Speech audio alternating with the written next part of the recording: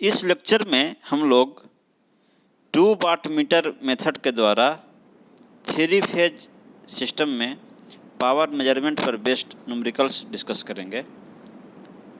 पहला एग्जांपल है 2 watt meters are connected to measure the power consumed by a 3 phase balanced load. यानी कि 3 phase balanced load के द्वारा कंज्यूम किए गए पावर को मेजर करने के लिए 2 वाट मीटर यूज किया जाता है। One of the watt meter reads 1500 watt and other 700 watt. यानी एक वाट मीटर जो है वो 1500 वाट मेजर करता है और दूसरा वाट मीटर जो है वो 700 वाट मेजर करता है। Find the power factor of the load. Load का पावर फैक्टर हमें कैलकुलेट करना है।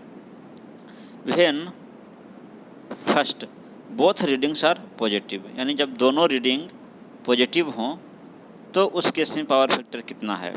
और सेकंड केस में निकालना है when reading of the second watt meter is obtained after reversing its current coil terminal.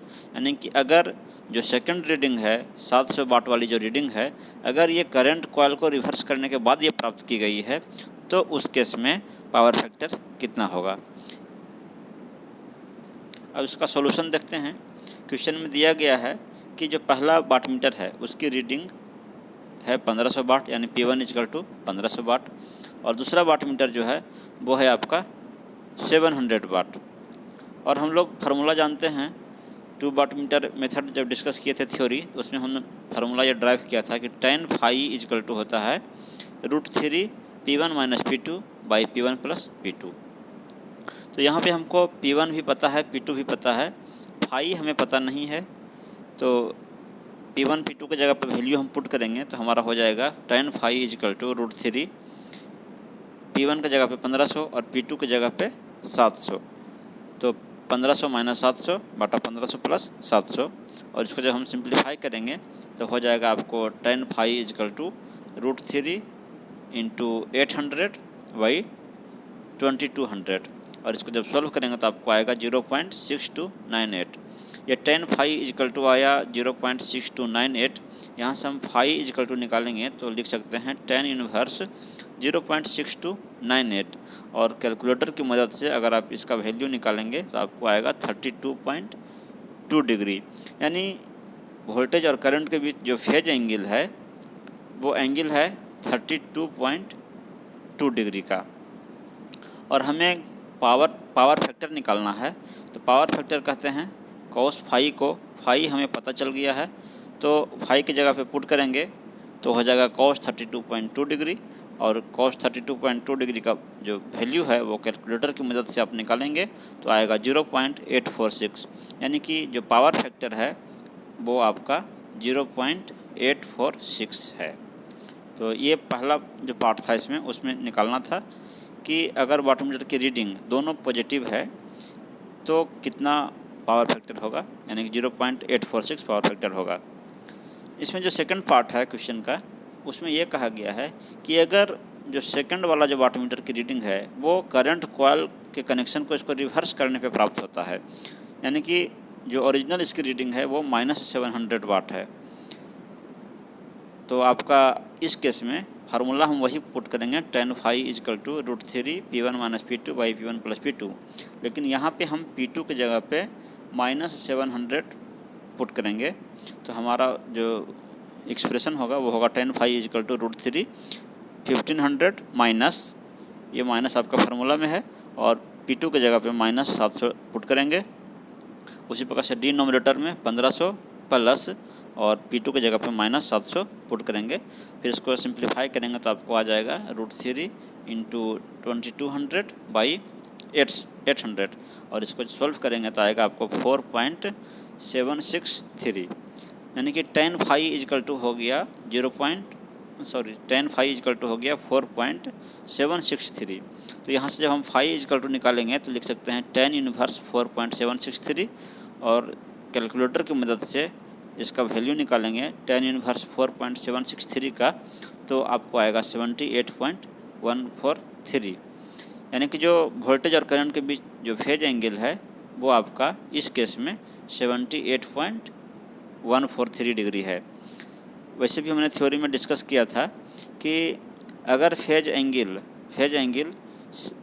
60 degree और 90 डिग्री के बीच में है तो वाटमीटर की जो रीडिंग है, एक वाटमीटर की रीडिंग जो है वो निगेटिव आती है। तो चूंकि वाटमीटर की रीडिंग निगेटिव है, इसलिए जो एंगल है वो 60 और 90 के बीच ही होना चाहिए था, जो कि आपका 78.143 डिग्री आया है। आपको पावर फैक्टर निकालना है कि पावर फैक्टर इस केस में कितना होगा। तो पावर फैक्टर इक्वल टू होता है कॉस फाई के जगह पे हम वैल्यू ये पुट करेंगे तो आपका हो जाएगा कॉस 78.143 डिग्री, और कैलकुलेटर की मदद से आप इसका वैल्यू निकालेंगे कॉस 78.143 का, तो आपको आएगा 0.205, यानी कि पावर फैक्टर जो है वो हो गया 0.205। Example 2, 2 वाटमीटर्स are connected to measure the power consumed by a 3-phase load with power factor 0.4। यानी 2 वाटमीटर है, उसका उपयोग 3 फेज लोड के द्वारा कंज्यूम किए गए पावर को मेजर करने के लिए किया जा रहा है, और जो लोड का पावर फैक्टर है वो है 0.4। Total power consumed by the load as indicated by 2 wattmeter is 30 kilowatt. Question में ये भी दिया हुआ है कि दोनों वाटमीटर का जो रीडिंग है, यानी टोटल पावर जो है वो आपका 30 किलोवाट है, यानी दोनों वाटमीटर मिलकर जो रीड कर रहा है, यानी W1 प्लस W2, ये आपका 30 किलोवाट है। Find the individual wattmeter reading, यानी कि तो इसमें पूछा गया है कि W1 कितना है और W2 कितना है, यानी पहला वाटमीटर कितना रीड कर रहा है और दूसरा वाटमीटर कितना रीड कर रहा है, ये हमें कैलकुलेट करना है। जबकि ये बता दिया गया है कि दोनों मिल करके 30 किलोवाट रीड कर रहे हैं। तो सॉल्यूशन देखते हैं।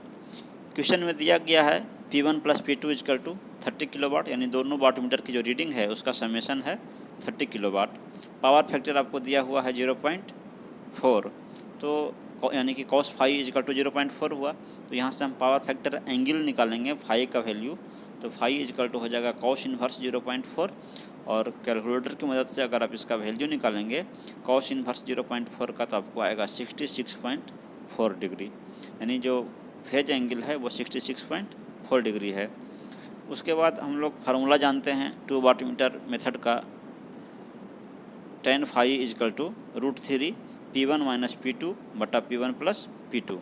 तो फाई का वैल्यू हमें पता है और P1 प्लस P2 का वैल्यू भी पता है, तो हम इस इक्वेशन में पुट करेंगे।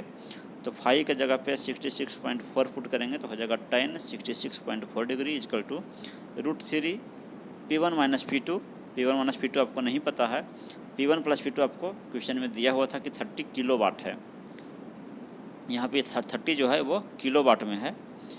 तो ये आपका दिया हुआ है। tan 66.4 डिग्री का वैल्यू हम कैलकुलेटर की मदद से कैलकुलेट करेंगे तो आपको आएगा 2.29, और इज इक्वल टू हो जाएगा √3 P1 minus P2 by 30।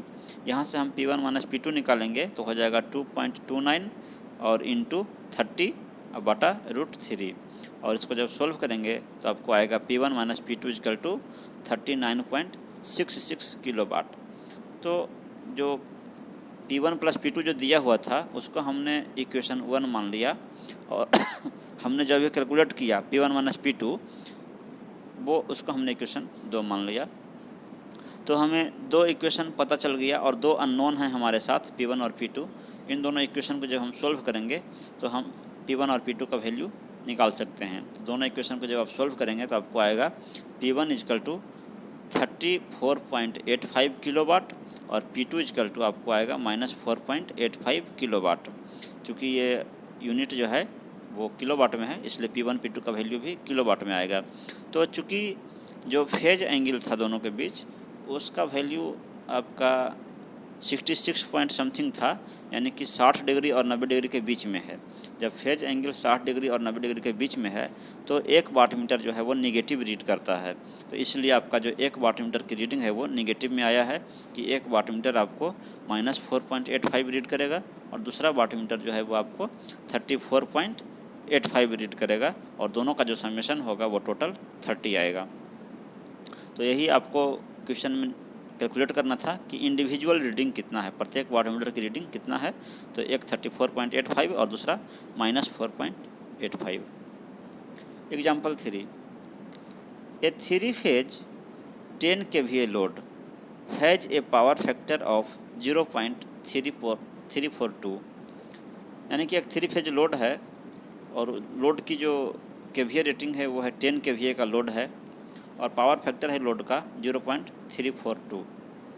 The power is measured by 2 wattmeter method. 2 wattmeter method के द्वारा पावर को मेजर किया जा रहा है। Find the reading of each wattmeter. प्रत्येक वाटमीटर की रीडिंग हमें कैलकुलेट करनी है कि जो W1 वाटमीटर है उसकी रीडिंग क्या होगी और W2 जो वाटमीटर है उसकी रीडिंग क्या होगी, ये दोनों हमें कैलकुलेट करना है। When the power factor is leading, यानी कि दो केस में निकालना है। पहला है कि अगर power factor leading power factor है, ये जो पावर फैक्टर है अगर लीडिंग पावर फैक्टर है, यानी कि अगर जो करंट है वो इसके वोल्टेज से अगर लीड कर रहा है फाई एंगल से, तो उस केस में आपका जो दोनों वाटमीटर की रीडिंग क्या होगी। और जो सेकंड केस है उसमें पूछा गया है कि अगर पावर फैक्टर लैगिंग है यानी कि वोल्टेज के रिस्पेक्ट में जो करंट है वो लैग कर रहा है फाई एंगल से, तो उस केस में दोनों वाटमीटर की रीडिंग क्या होगी। तो इस क्वेश्चन को सॉल्यूशन करने से पहले हम इसका फार्मूला जो है उसको एक बार रिवाइज कर लेते हैं कि जो चाहे लोड आपका स्टार कनेक्टेड हो या डेल्टा कनेक्टेड हो, लोड स्टार कनेक्टेड हो या डेल्टा कनेक्टेड हो, अगर लैगिंग पावर फैक्टर लोड है तो उस केस में जो W1 वाटमीटर की रीडिंग होती है वो होता है VL IL cos 30 degree minus phi, और जो सेकंड वाटमीटर की रीडिंग होती है वो होता है VL IL cos 30 degree plus phi. जबकि अगर लीडिंग पावर फैक्टर है तो और लोड स्टार कनेक्टेड हो या डेल्टा कनेक्टेड हो, तो जब वाटमीटर की रीडिंग है वो W1 वाटमीटर की रीडिंग हो जाती है VL IL cos 30 plus phi, और W2 इक्वल टू हो जाती है सेकंड वाटमीटर की रीडिंग होती है VL IL cos 30 minus phi. यानी कि जो लैगिंग पावर फैक्टर के केस में जो रीडिंग है और जो लीडिंग पावर फैक्टर के केस में जो रीडिंग है ये दोनों रिवर्स हो जाते हैं। जो रीडिंग लैगिंग पावर फैक्टर के केस में W1 वाटमीटर की है वह रीडिंग सेकंड केस में W2 वाटमीटर की हो जाती है, और जो W2 वाटमीटर की रीडिंग थी वो आपका W1 वाटमीटर की रीडिंग हो जाती है। तो इस फार्मूला को हमने पहले डिस्कस कर लिया, इस फार्मूला का हम यूज करके इस क्वेश्चन को सॉल्व करेंगे। तो सॉल्यूशन आपका यहाँ से स्टार्ट होता है।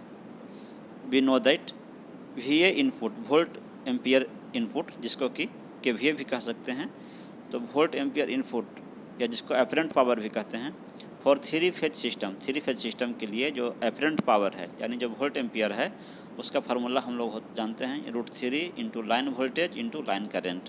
तो आपका क्वेश्चन में दिया हुआ है कि जो लोड है वो 10 kVA का लोड है, तो ये जो अपरेंट पावर है इसके जगह पे हमने पुट कर दिया 10 kVA और K हटाएंगे तो आपका 10 की पावर 3 लगाए हैं equal to √3 VL into IL।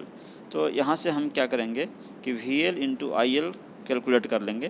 तो VL into IL equal to हो जाएगा आपको √3 से इसमें डिवाइड हो जाएगा, तो डिवाइड करने के बाद आपको मिलेगा 5773.5027, इतना वोल्ट एम्पियर आपका ये VL इंटू IL का वैल्यू पता चला।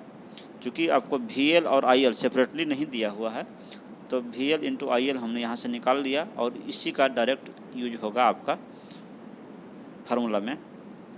तो पहला जो केस था इसमें कि पावर फैक्टर जो है वो लीडिंग पावर फैक्टर है। अगर पावर फैक्टर लीडिंग है तो आपका पावर फैक्टर दिया हुआ है 0.342, तो पावर फैक्टर 0.342 है यानी cos फाई इजकल टू 0.342 है। तो यहाँ से हम फाई अगर निकालना चाहें तो उसको लिख सकते हैं cos इनवर्स 0.342, और जब कैलकुलेटर की मदद से आप इसको जब आप सोल्व कीजिएगा तो आपको आएगा फाई इजकल टू 70 डिग्री, यानी कि फेज एंगल हमें पता चल गया कि 70 डिग्री फेज एंगल है। कहने का मतलब है कि जो लीडिंग पावर फैक्टर है यानी वोल्टेज के रिस्पेक्ट में जो करंट है वो 70 डिग्री से लीड कर रहा है, जो करंट है वो 70 डिग्री से लीड कर रहा है। तो इस केस में लीडिंग के केस में जो W1 वाटमीटर की जो रीडिंग होगी वो हमने अभी डिस्कस किया VL IL cos 30 degree plus phi. तो VL IL का वैल्यू हमने अभी निकाला था cos 30 और फाई का वैल्यू भी अभी हमने कैलकुलेट किया, तो इसको इसमें यहाँ पे पुट करेंगे, ये डिग्री में है, तो आपको cos 30 प्लस 70 यानी कि cos 100 हो जाएगा। ये cos 100 डिग्री, और cos 100 डिग्री का वैल्यू के कैलकुलेटर की मदद से आप कैलकुलेट करेंगे और फिर इसके साथ मल्टीप्लाई करेंगे तो आपको आएगा, माइनस में आएगा 1002.5582 वाट। तो ये आपका फर्स्ट वाटमीटर की रीडिंग होगी। जो सेकंड वाटमीटर है उसकी रीडिंग होगी VL/IL cos 30 minus phi, cos 30 degree minus phi, ये सेकंड वाटमीटर की रीडिंग होगी। यहाँ पर भी आपको VL/IL का वैल्यू पता है, तो उसके जगह पे हम यहाँ पे पुट करेंगे 5773.5027 और cos और 30 फार्मूला में होता है, और फाई के जगह पे पुट करेंगे 70 डिग्री, और cos 30 माइनस 70 यानी कि cos माइनस 40 हो जाएगा। cos minus 40 equal to cos 40 होगा, और cos 40 का वैल्यू कैलकुलेटर से निकालेंगे और इससे मल्टीप्लाई करेंगे तो आपको आएगा 4422.7596। इतना वाट आपका सेकंड वाटमीटर की रीडिंग हुई। तो इस प्रकार से हम देख रहे हैं क्या कि जो पावर फैक्टर एंगल है वो चूँकि 60 डिग्री और 90 डिग्री के बीच में है, तो इसलिए एक वाटमीटर को तो निगेटिव रीड करना ही है, इसलिए आपका एक वाटमीटर जो है उसका वैल्यू निगेटिव में आया है। तो आपको इंडिविजुअल वाटमीटर की रीडिंग पता करना था, तो दोनों वाटमीटर की रीडिंग हमें पता चल गई। जो सेकंड केस है उसमें आपसे पूछा गया है कि अगर power factor lagging power factor हो, यानी कि अगर जो करंट है वो वोल्टेज से 70 डिग्री से लैग कर रहा हो, तो उस केस में आपका जो दोनों वाटमीटर की रीडिंग कितना होगी। तो जब लैगिंग पावर फैक्टर होता है तो उस केस में जो W1 वाटमीटर की रीडिंग होती है वो VL/IL cos 30 degree minus phi. अभी हमने डिस्कस किया, VL/IL का वैल्यू हमें पता है, जिसका वैल्यू हम पुट करेंगे, और फाई का वैल्यू हम 70 डिग्री पुट करेंगे, और इसको जब हम सॉल्व करेंगे तो आपको आएगा 4422.7596 वाट। और सेकंड जो W2 वाटमीटर की जो रीडिंग है तो उसका जो रीडिंग होगा VL/IL cos 30 degree plus phi. यहाँ पर भी VL/IL का वैल्यू हमें पता है, पुट कर देंगे, और फाई के जगह पे 70 डिग्री पुट करेंगे और इसको सॉल्व करेंगे तो आपको आएगा माइनस 1002.5582 वाट।